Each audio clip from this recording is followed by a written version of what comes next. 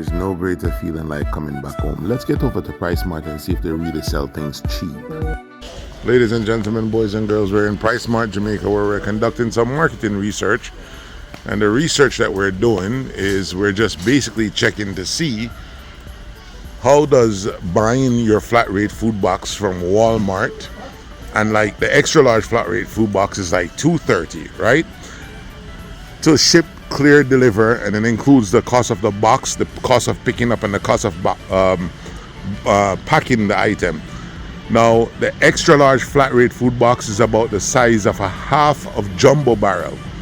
And we're comparing it to see whether buying the items at Walmart, buying the extra large, enough to fit an extra large flat rate food box at Walmart, if it's cheaper or more expensive than coming to Price Mart. And I'm telling you right now, the jury is in.